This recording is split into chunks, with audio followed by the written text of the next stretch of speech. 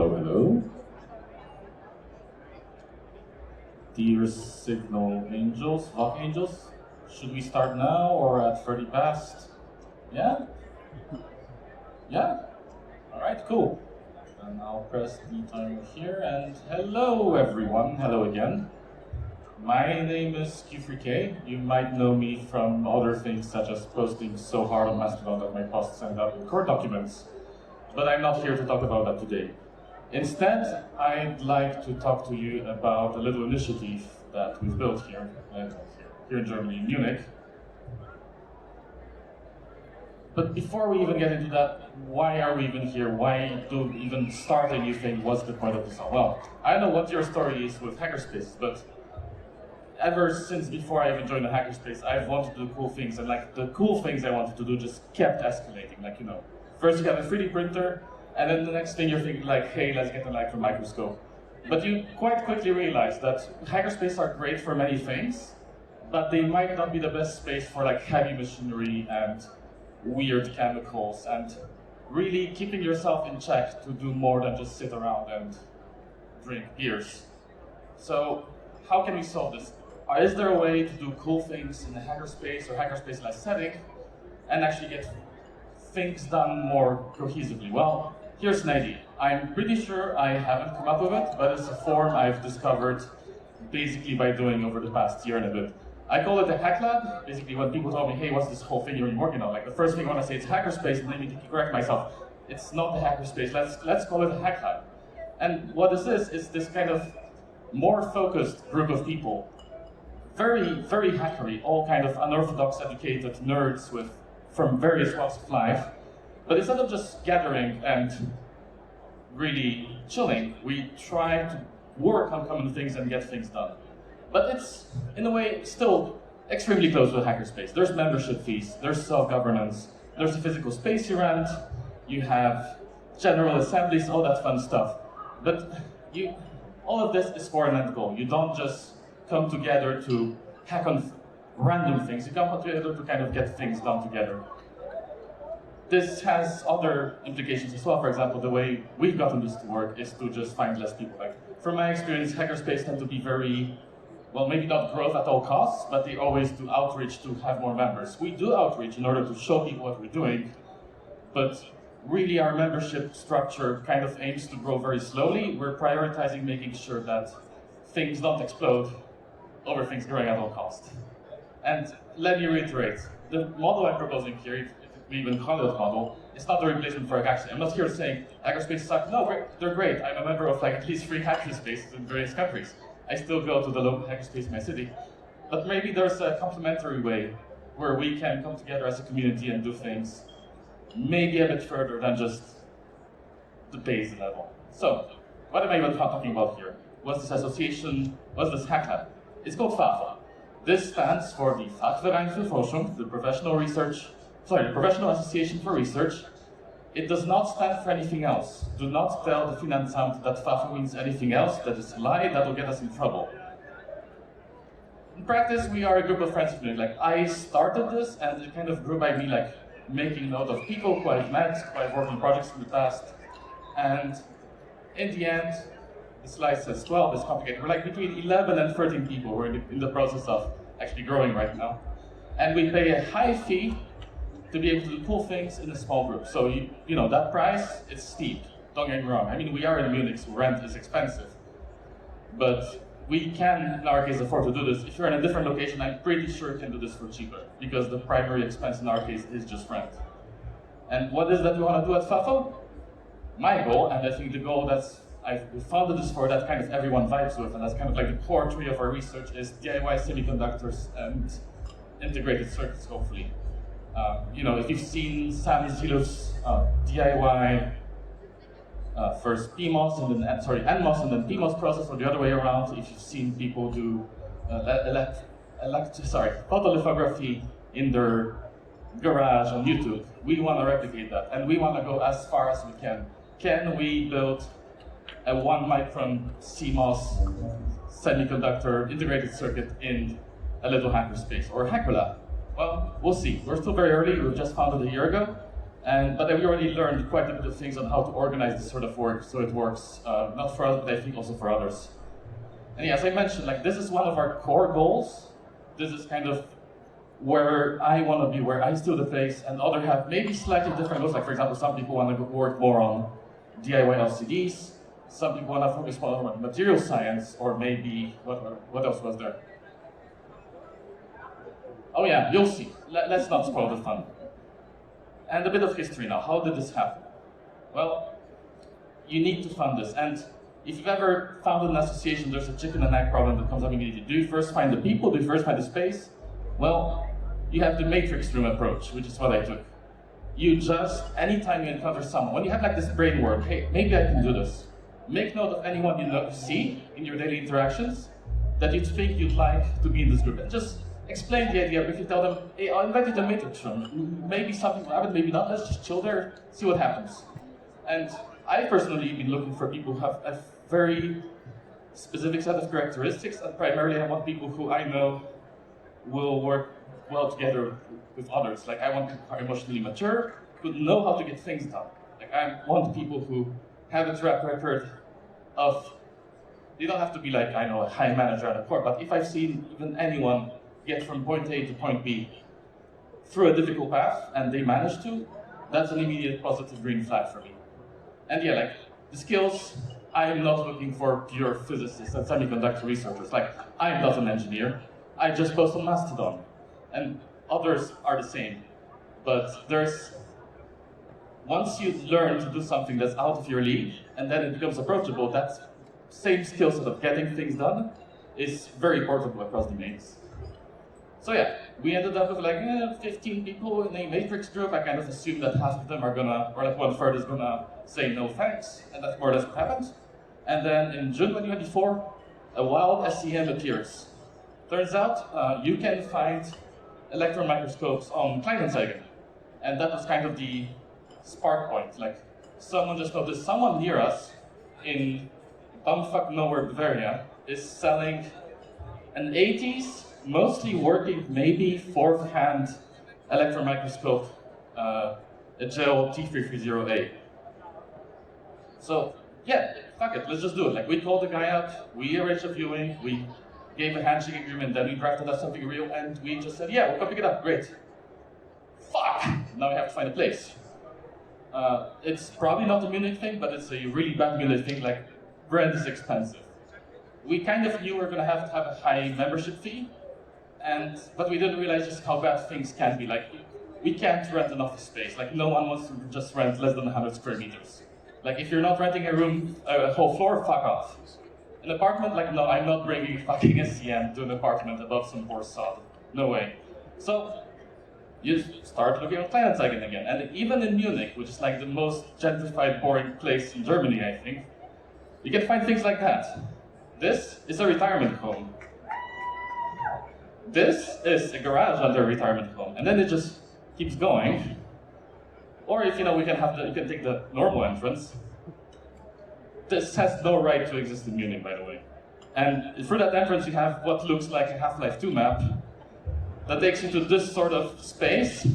And then you keep going, and then, oh, you know, 500 euros, we'll take it. Okay. Point A, bumfuck nowhere, Bavaria. Point B, 4 floors below a retirement home in Munich. Let's fucking go. How do I get heavy shit from point A to point B? A 3.5-ton truck can carry a bunch of crap, and you can get them with a gate lift in the back. So, find someone with a B driver's license. Thanks, Rob. Where's Rob? Thanks, Rob. And then get them to rent the truck. And then be like, yeah, it's gonna be fine. Like, get a little, how do you call it?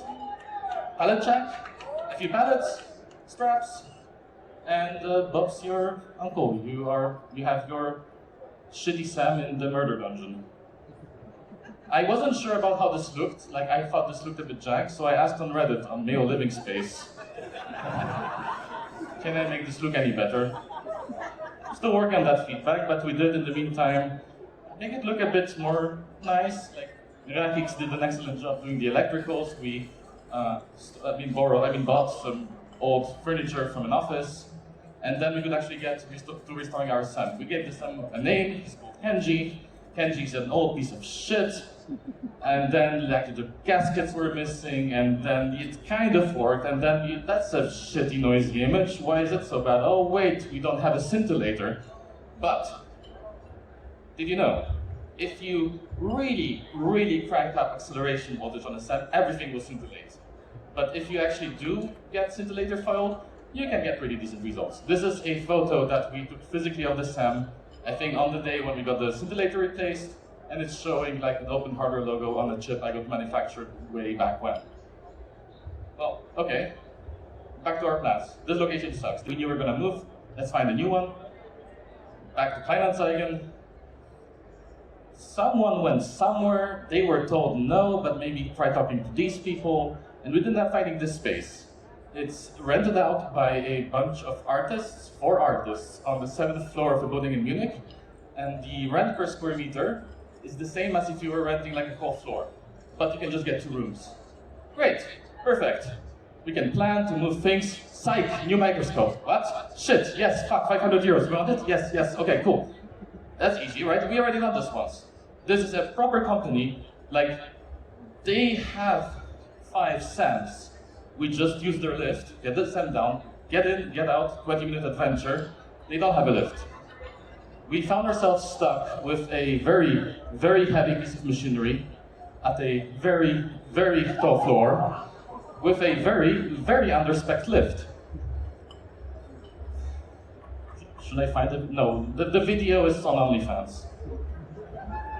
After 8 hours of pain, tears, sweat, people getting frustrated at each other, we managed to actually load things up, get them packed. Some counseling had to be done between people because people started to get pissy. It was supposed to be a 20-minute adventure, you know how it goes. Turns out an EDX fits on the passenger seat of a car. But we managed to get it to the new location. So yeah, I mean now come on. And now this is where I would show you the slides of us restoring this SEM. I don't. It's the mistake we made. We didn't really document anything for the second SEM. I kind of regret it, but here's me watching some videos on it. I mean DVDs. This is we got it to the point where I was able to put in a DVD file under the SEM and watch the pits and lanes at pretty high magnification. Okay, cool. We spent a whole bunch of money for a whole bunch of junk that we pulled across the country. What's this for? Okay, backtracking. Let's go back to you 10 years ago. You were at the hackerspace, you were hacking on something, and then you uttered the magical phrase, oh, if we only had an electron microscope, this would be so easy. Oh, I can get the keys out of the device. Oh, it's so easy if you had an electron microscope. It doesn't work this way. It's a whole process you need to develop in order to actually get things done. But in the meantime, before we either get to that, or the real use of the SEM, which is not analyzing things that exist, that things we create, we can look at some pretty photos. So here's the sample folder inside the SEM, the new one, the size. There is a broken tap, if you look closely, in that sample folder. Don't worry about it. It's there for a reason. The reason is it's stainless steel, and tapping stainless steel is difficult when you're an idiot like me. This is a memento for future self, which is just pay someone else to tap it for you. This is a photo, a nanograph of a iPod Nano system on chip that me and Hugo sanded down with sandpaper. You don't need fancy stuff, just sandpaper from the hardware store and some water, and then if you're careful you can get this sort of shots. Of course this isn't very interesting, this is just a pad ring around the chip, but you can see the marker of the die. This was never published before we got to it, so also you could probably do it with an optical microscope, but it looks much prettier than the Electron one. Here's a Raspberry Pi Pico 2, an RP2350. This is my go-to sample to demonstrate the patented sandpaper process. Because the process is so shit, it's actually really good, because you don't get one layer at a time, you get all the layers at once. If you look hard enough at your sample, you have stuff like everything from the highest level of the chip to the lowest metal level. And here is a section of the lowest metal level, where you can actually see on a modern microcontroller the logic gate structure of the standard cells in the chip. So even with a shitty SAM that needs a bike pump to work, again, don't worry about it, and sandpaper, we can see there's research to be done here. Like, we're gonna get somewhere. And even better, like, get your samples done by a professional. This is done by our friend Eric. He got this ion etched, if that's called correctly, ion polished. This is another chip that I've got designed, but you can see very clearly the structure from metal 7 to metal 1. The vibration is again because the bike pump was not applied yet. The bike pump is critical infrastructure now. This is a tungsten wire, just so that we not only look at chips. This is, spoiler alert, part of our STM. This is what happens when a tungsten wire hits a hard sample. And if you look at it under a microscope, it's, well, yeah, you smashed it, good job. And this is one of our newest samples. This is a piece of pyrite that a friend of mine got for his boyfriend at the Christmas market. Then we hit it with a hammer, took some photos in the kebab shop, and took one of the small particles under the SEM. And I think it's very pretty. And finally, here's a DVD foil. This is what you've seen me chill at the other day in the other photo. This is an aluminum foil that's usually sandwiched between two, help me out here, polycarbonate layers. And how do you delaminate polycarbonate and aluminum? Just use pliers and look for a part that looks fine. No high-tech stuff here either. I think I'm getting tired of the serious stuff. This is the unserious section now. Hugo, would you kindly? Here.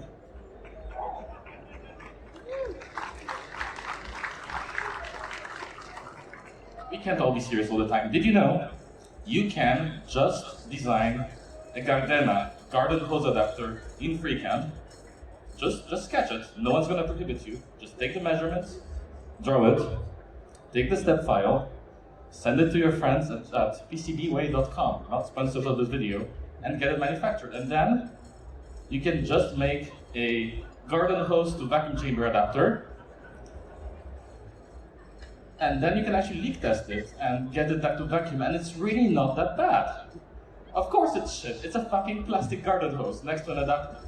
But it's miles ahead of what I could have expected. So if anyone tells you vacuum is hard, you need to be very clean, very precise, yes, they are right. They just haven't fucked around enough. Of course, this kind of research can't be done in a vacuum. We had to publish a paper. And by publish a paper, I mean I remember enough in LaTeX to write this abstract that looks very serious. The jury is still out on whether we get to write a full paper at some point. Once you have the brainworm of drawing Gardena connectors in FreeCAD and getting things manufactured, how about this? Gardena to toilet paper. And initially you might think, okay, this is like one of those joke posts, like Gardena to HDMI or something, but no, you'd be wrong. This is critical infrastructure. This is an oil mist filter for a pump. A rotary vacuum pump that's filled with oil will just spill mist into your workshop, and that sucks. You can just spend 30 euros to get a ready-made filter that's semi-disposable, or you can ask your friend around and they tell you just use a roll of toilet paper, and then you create a little design and ta-da, engineering.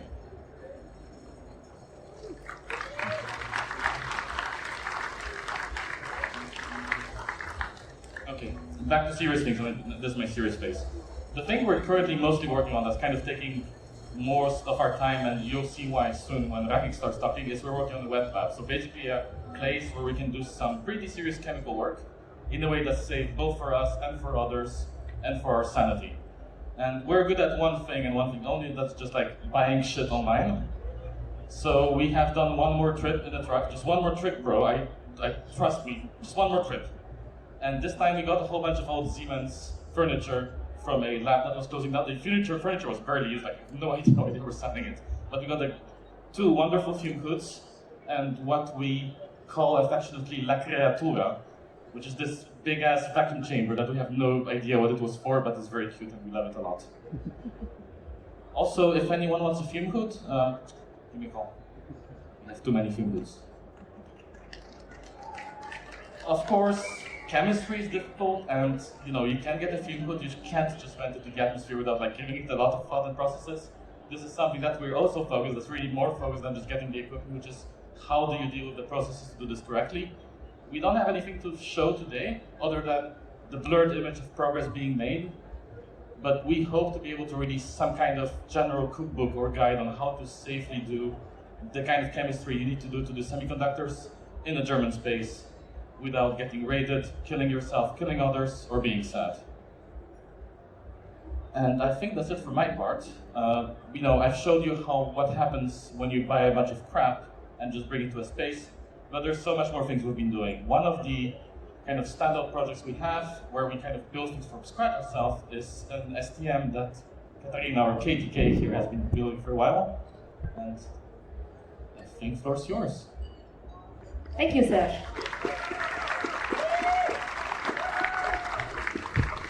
So there are not only SEMs, but there's also something which is called STM.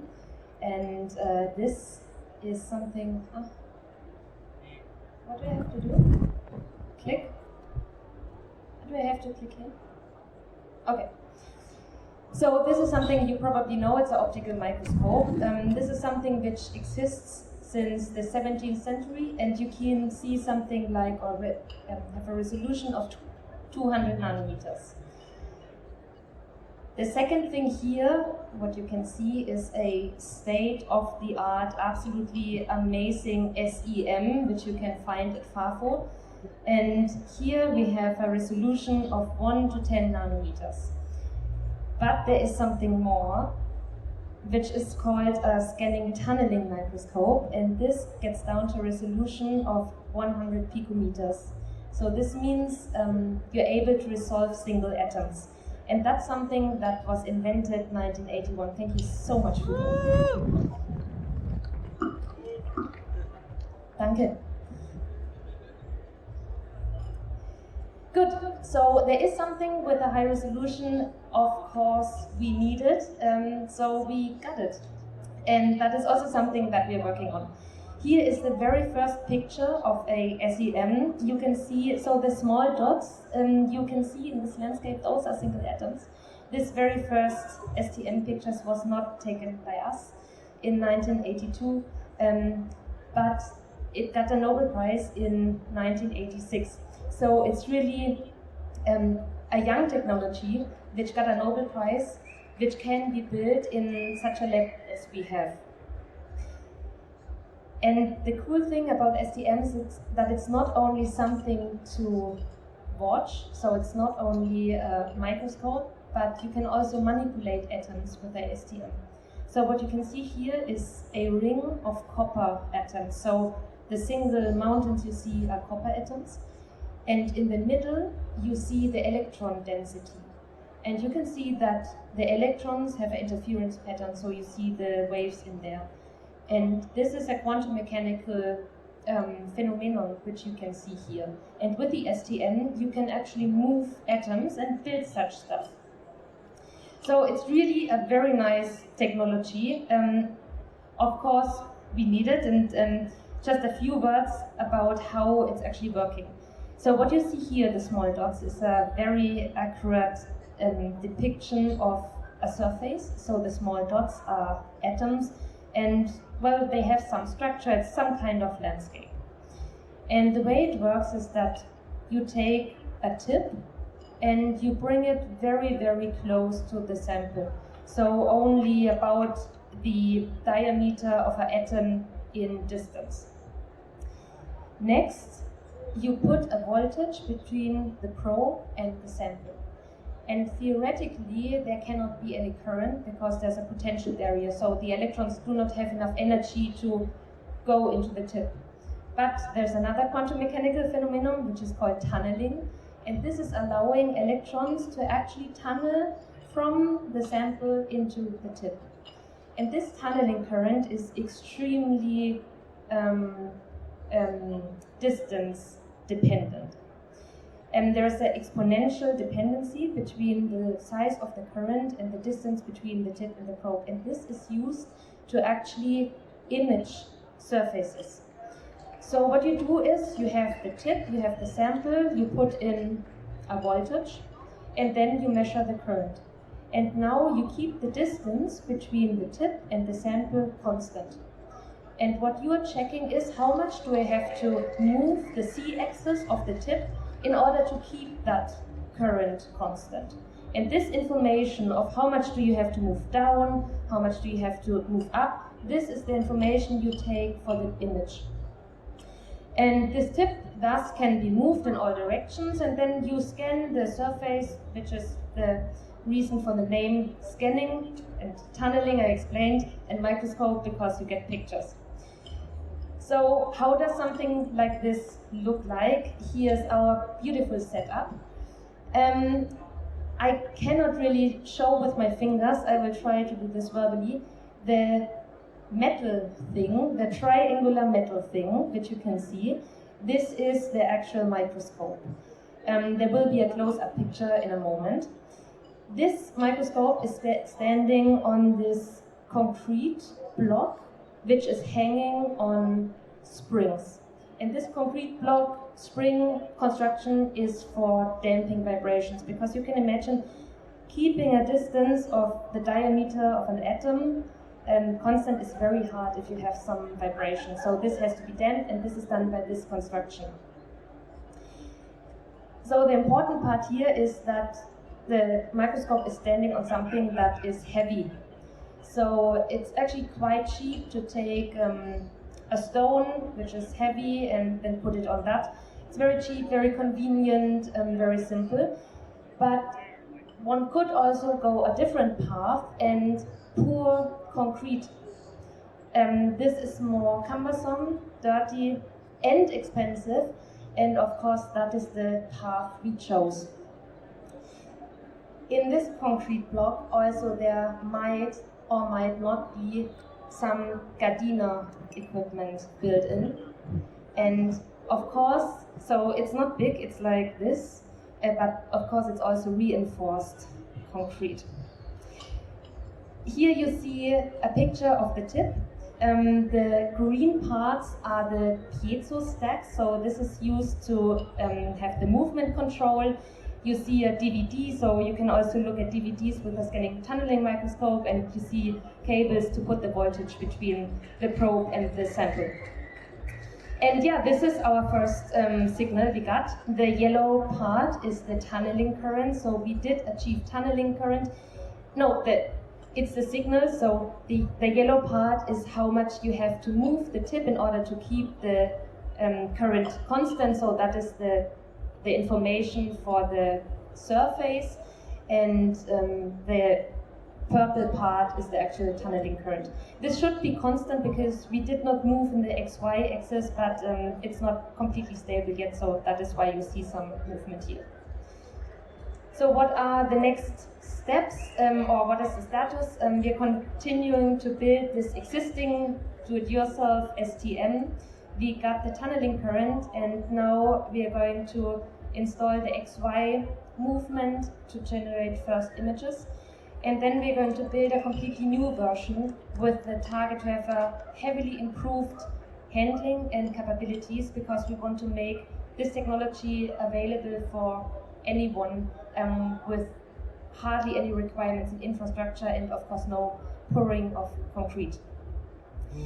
Now, devices like this need technology for acquisition of data and for control. And there is a lot of commercial solutions for that, like for example National Instruments, which are proprietary and expensive. And of course that is not for us.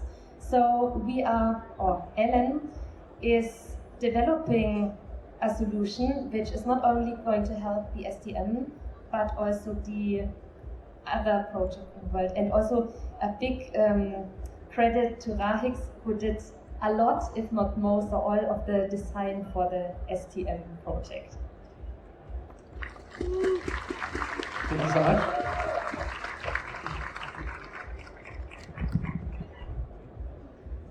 Thank you.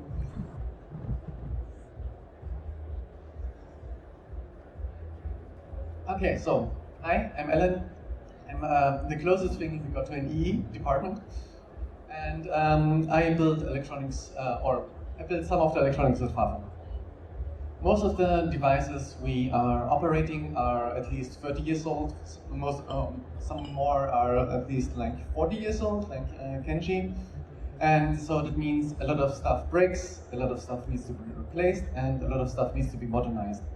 So I took up the task to build some analog electronics for data acquisition and other stuff, because it's hard to find cheap, good, precision, off-the-shelf solutions.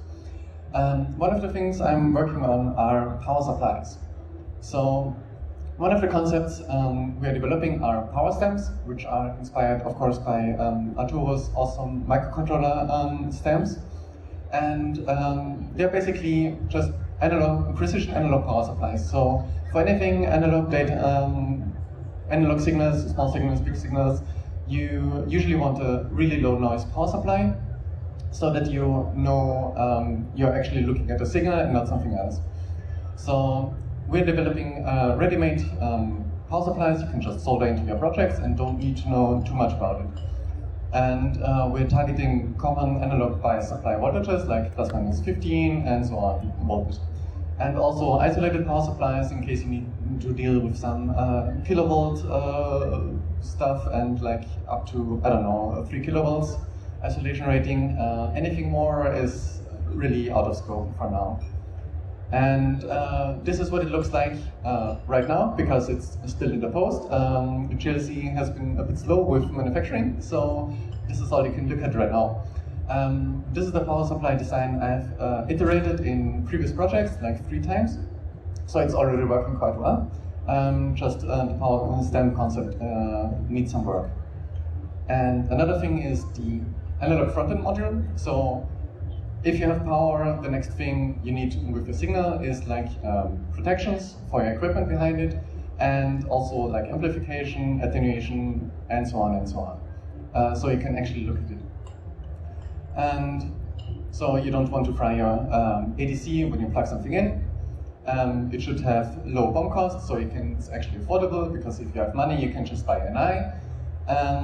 And it's like, should survive a kilovolt plus minus and measure up to plus minus 500 volts, and with a 10 volt nominal input range, because that's what most of the sensors are using.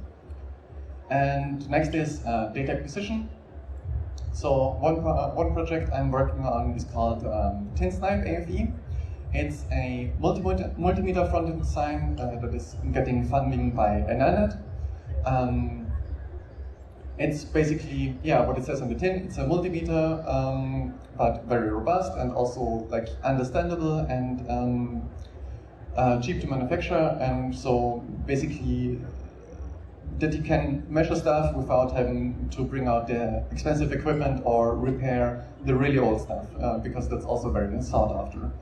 And the next project we're also working on, like we're in the start phase, is called Open Beam Interface Lite, which is a stripped down, cost down version of the Open Beam interface. The Open Beam interface is a project to interface, of course, imaging systems like electron microscopes, but also patterning systems like FIBs, like focused ion beams. So nowadays that we can get cheap or equipment from the 80s and 90s for cheap, we also want to interface it with more modern system than like some PDP-11 or DOS. I mean, retro computing is nice, but we also want to get stuff done. And for this project, we also got a NAND grant. So it's not that we got 2 projects funded by NAND for FAFO, but it's just the second one that's FAFO. And yeah. And another thing that ties into the Open Beam Interface Lite is a project idea. A Glasgow stamp, which for those of you who don't know the Glasgow Interface Explorer, it's basically a logic analyzer, but also with an interface. So you have an FPGA, USB interface, high-speed level shifters, and can basically interface any logic devices you want to. And but because it's using a lot of complicated to solder down stuff, like VGA parts and hard to source parts, like the USB interface chips, we thought like, okay, let's put it all on a small solder down module. Anyone can solder down and then build their own electronics around it, like the OpenBeam interface. So you can have a high-speed FPGA and do your analog stuff and have custom data acquisition systems and like once again get stuff like it's more complicated at first, but in the long run everyone benefits of this. And this brings me to a small call to action. Like, if any of you is working on related stuff, like in, of course, with an open hardware focus and open source, because that's what we want to do. I love to build analog electronics and data acquisition systems. So if you have any needs, please bring them to me later during Congress or during Q&A session, because we are building so many systems right now already. Like, if you have some small feature request for it, you can just add it. And yeah, so now you might say, okay, this is so many rabbit holes, like even a squirrel with ADHD might have trouble keeping up with it. For this, Ramix will tell you more about how we keep track and focus about what we want to achieve.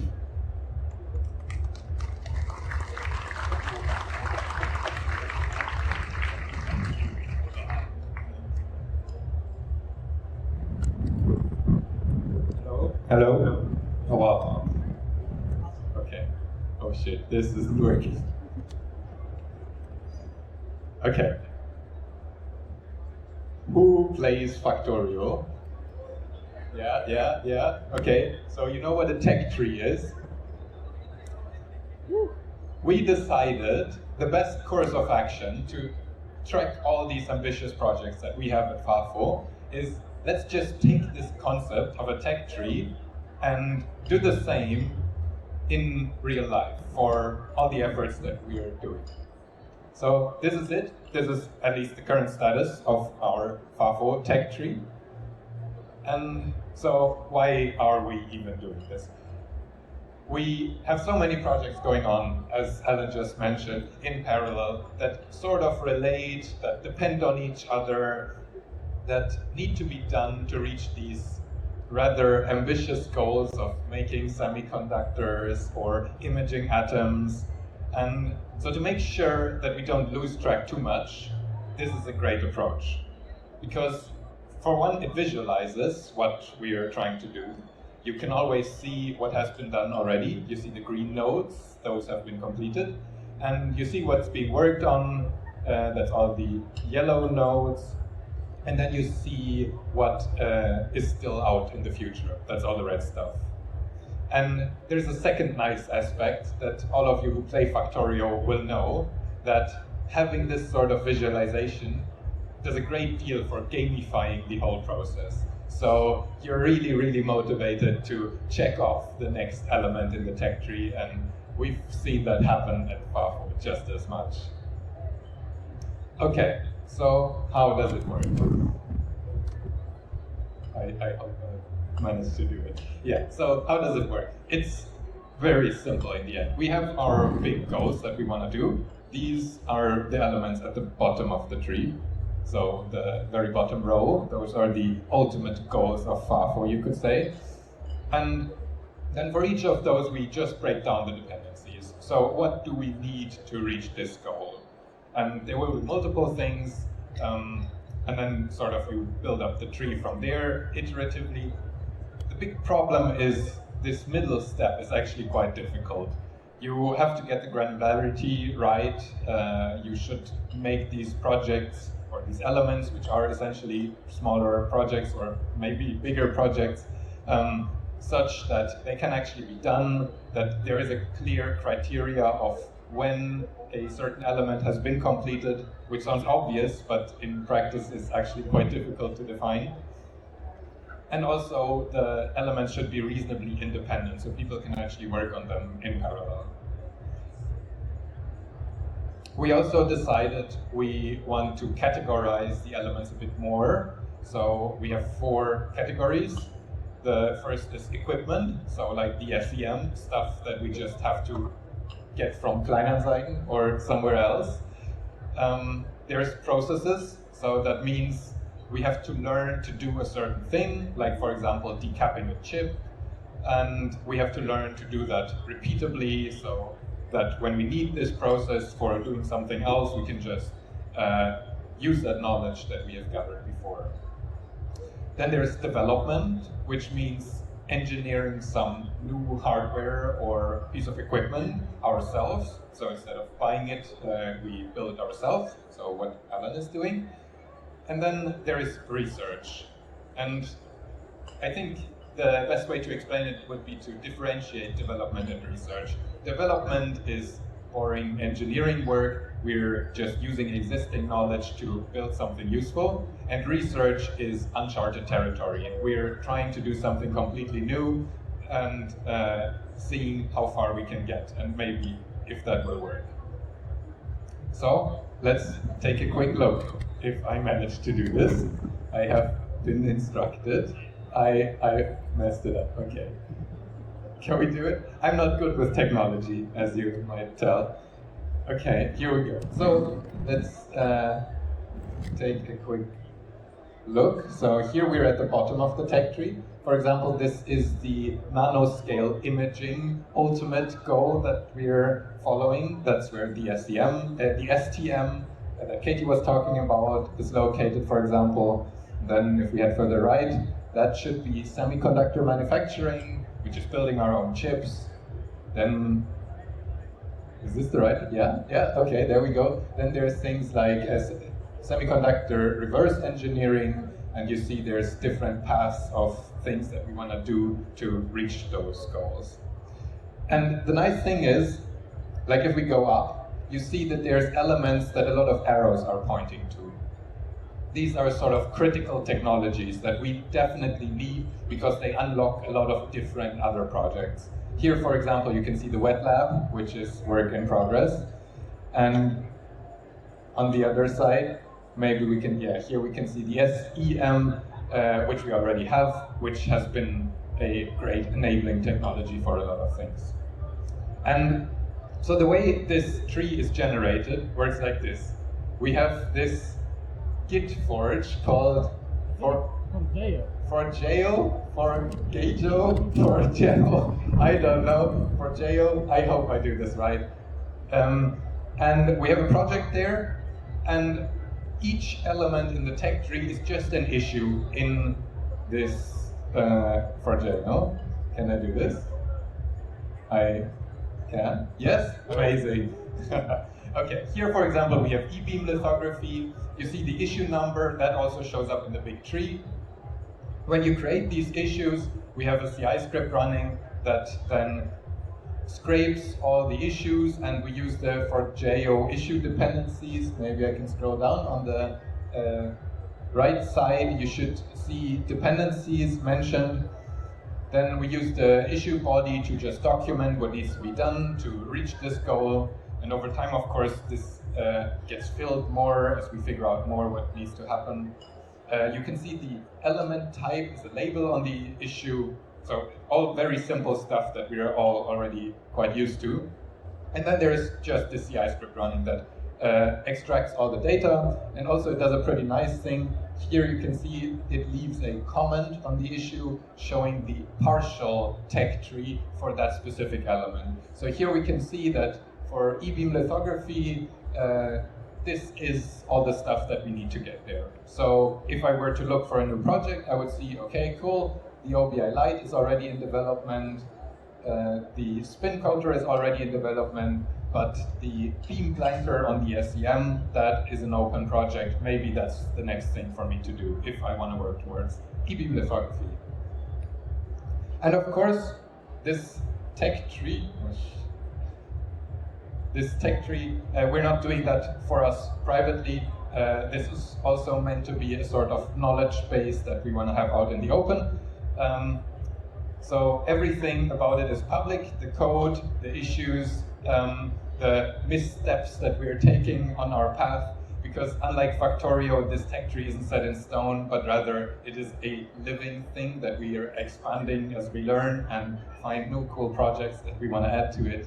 So if you want, here's the link, take a look. And with that, we're done.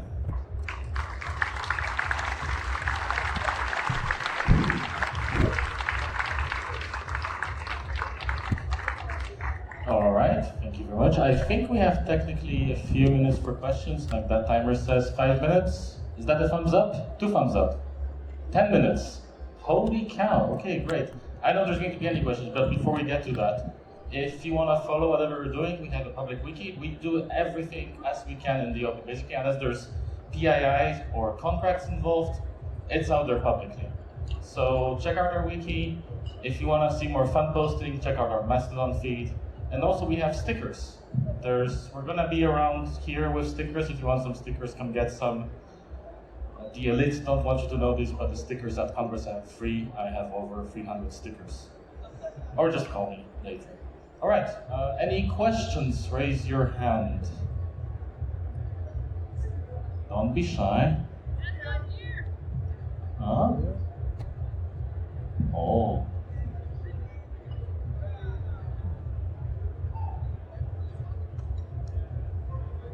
Okay. How far away do you think currently you are from making your own custom chip dedicated to playing Banapple? Ooh. It's very hard to tell. Like I cannot give you a date. I think the upper bound is 10 years and the lower bound is 1 year. That's the best estimate I can have. However, I am happy to report that we now have a new top level goal in our tech tree, which is play Banapple.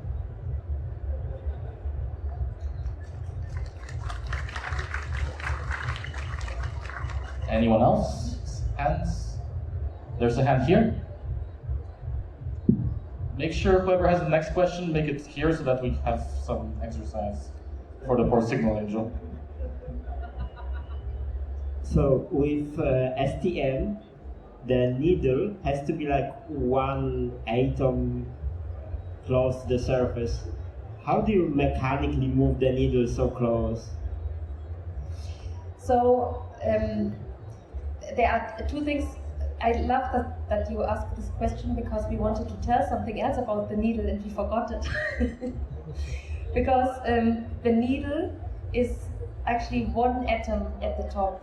So you need to manufacture a needle with only 1 atom. And now this sounds super complicated, but it turns out this is actually quite easy. You take tungsten wire and then you take something sharp and you just pull and cut, and usually there is just 1 atom in the front. And now to the question.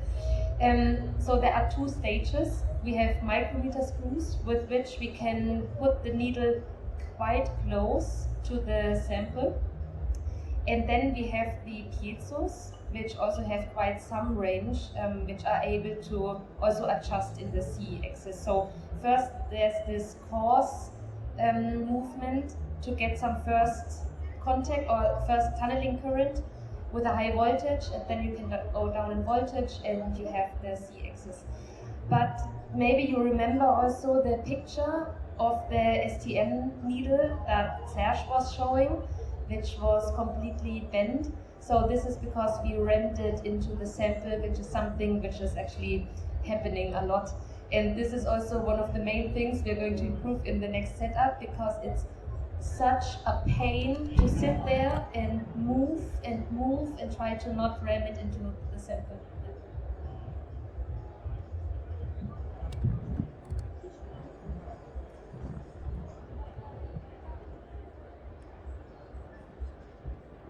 Hi, first of all, congratulations on all the amazing work you did. I read a bit in your wiki, and I'm not sure if you said it, I just didn't heard it, but it says it's voluntarily, and the FAFO was founded like 1.5 years ago. How the fuck did you manage to do all this in this short amount of time? Is there people like 100 people behind you? Do you don't have full-time working jobs? Did I misunderstood anything? Never underestimate the power of hyperfocus. Okay. It's really just the people. Like if you find a lot, and in this case over 10 amazing people, they just tend to get things done. But you all have a full-time day job. Yes, we all only do this in the evenings, afternoons, sometimes weekends. But like every day, and you don't sleep, or? Once or twice a week usually. Okay, that's very amazing. And you only started 1.5 years ago. Yes, we founded, I think, FAFO.39C3.CAMRIP.H264.AAC.1080p.mkv. August. In August, okay. Yes. And before that, was there any work on the stuff you presented? A lot of thinking, but I mean, we also, I don't want to belittle what we've done, but we've been lucky with the equipment we found. We also have managed to just find people with like excellent background knowledge, and I don't know. Yeah, that's very crazy, very impressive. Thank you.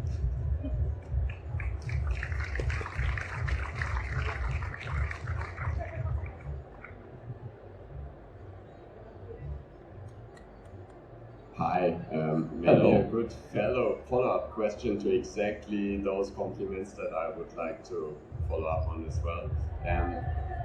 The technical work you've done is impressive, but I like to think about things from a group perspective, and you have spoken to this a little bit. I'm really curious about the forming a group in that time frame, what were big challenges, and maybe also things that worked really well, or maybe failed. Maybe let's think about failures first, because that might be an interesting case study. It's like we had our, internal, again, for example, when we had misplanning happen, we had a famous fume hood incident of early 2025 where we bought a 50-euro shitty fume hood, and then we mismanaged our time. It was just me and Max. Where are you, Max? Me and this fine gentleman going to Augsburg? Ingolstadt, even better, to pick up a shitty SEM we were underprepared, we were angry, we were pissed, so things happen, and sometimes you get lows. I think what I like what Vicky says, why doesn't this explode more, is that a lot of us have had a lot of experiences being in other groups. A lot of us are kind of, we have been around the block when it comes to being members of hackerspace, other organizations, being employed in the technology sector, dealing with conflict resolution. For me personally, I'm just always looking for someone who I know that if a conflict arises, they would rather de-escalate than escalate. I just want to make sure that the people we keep on, I can trust them to not fuck things up. And I don't know how long this is going to scale. I don't know if it needs to scale. This is still an experiment for now. Just another thing which I really need to get back to is we have some pretty strong common foundations on the belief system. We're very open about what we want to be working with, what we don't want to be, how we want to get money, what kind of people do we accept, and that allows us to effectively make sure that we don't end up in 2 years having a fundamental conflict with values. I think that also helped a lot. Well, plus the pragmatic fact that a lot of us are just friends in real life. So we have some base level of trust and mutual trust. I might not have known someone, but for example, Ellen recommended a member she trusted. And I trusted her transitively. And now I realize this was a perfect decision. This has a downside, in the way you can think, you can say, you can even, we are exclusive to a degree, right? You cannot accept anyone off the street. We are wondering how that pipeline is going to change, how we're going to get more people once we need more funding and more work to be done. So far, the extended group of friends approach has worked quite well. I hope this answers your question. Anyone else? Hi. I already have a question. About the not at all boring engineering work. Do you plan to advertise that more, or even sell the stuff once you've got it developed and manufactured? For the SCM, I think STM. There were some thoughts about maybe making an educational kit. For selling anything, it's actually kind of difficult to do with our organizational structure, because we are gemeinnützig. We are a for public benefit company, so it's always very sketchy to take any money that is not used to reach statutory goals. So we are not excluding this. We might consider it as a source of income, but we're not prioritizing it right now. But it's definitely something that's on our radar whenever we kind of think about new projects. We realize, maybe this is something that we can consider selling later to make sure it's accessible. But that's kind of the primary goal. We want to make sure that whatever we make, it's not for us to take a profit, but if we make something, we can make it accessible by selling kits or maybe even selling ready-made devices. But it's a whole different story and a whole new sub-tech thing. at least organization-wise. Yeah, thanks.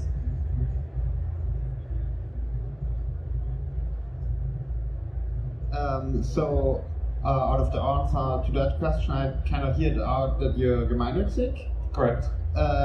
So probably the Finanzamt won't be too happy with the reason just being we want to build cool stuff. So what's your actual statutory goals? Very good question. Our statutory goals are two. It is the can you remember the exact formula we have? Like the furthering of research and generally doing science is one thing that is allowed in the list, and the other one is education.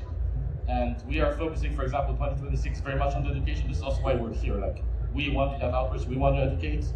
This is not us just doing cool stuff, this is us doing cool stuff to prove it can be done and for others to be done as well, which I think falls squarely under educational goals, for example.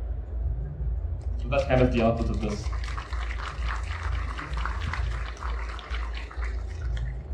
As other people have said, this is a super work, and also, for example, that you're doing the tunnel microscope is an amazing feat. I would like to ask if you know more companies or non-profits that are investigating in the semiconductor fabrication and then publishing documentation. Sorry, the question was, is there other companies like this? Yes. Companies or? Yes, I mean organizations. So we are aware of, first of all, there's work done by Sam Ziluf, who has published a bunch of YouTube videos and blog posts about this. It's kind of like the golden reference for us of what a, no offense to Sam, he was a high school kid at the time and he managed to do it in his parents' garage. I think like a bunch of motivated nerds can also manage that. There's also an interesting research group called the Hacker Fab at the Carnegie Mellon University. And they have a kind of better funded approach to do this, but they also are trying to build open tooling to do semiconductor manufacturing.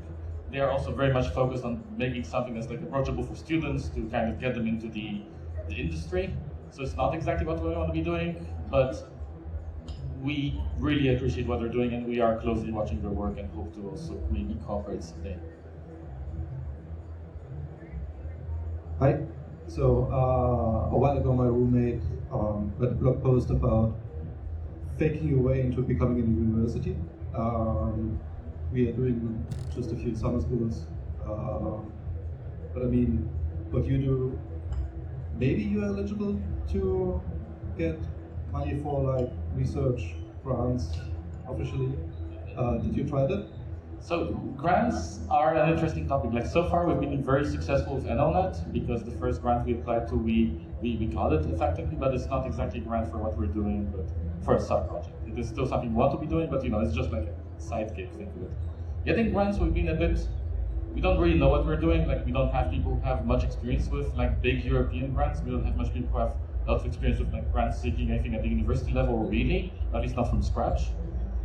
The idea of us maybe faking our way into becoming a university, like I had the same thought today, like we are really not far away from a real research group, I think. If you have any pointers, let's chat afterwards, because I'm very curious what you have to say about this. Maybe one more question. And one more question, do we have time, or? One more question would be fine.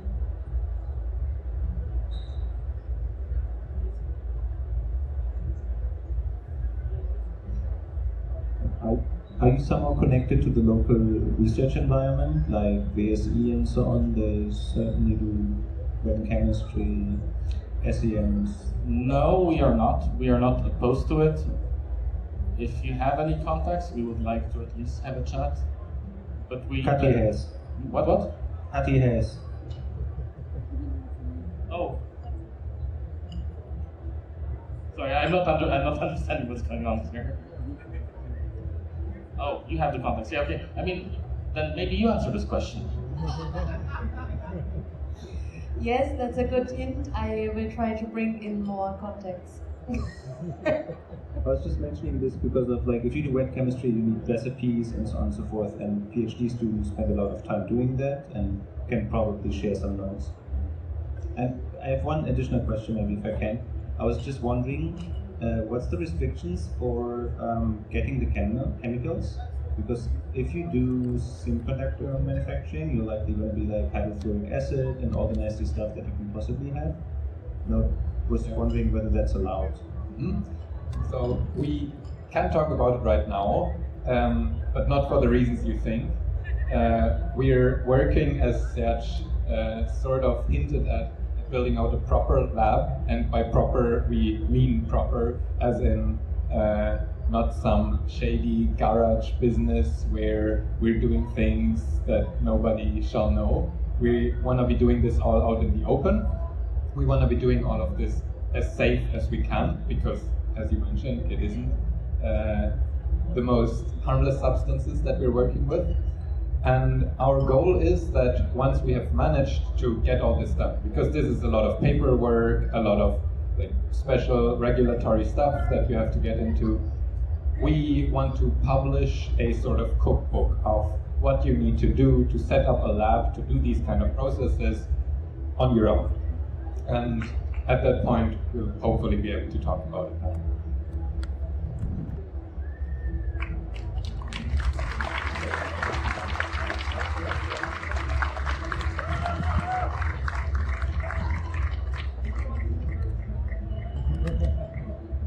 Okay.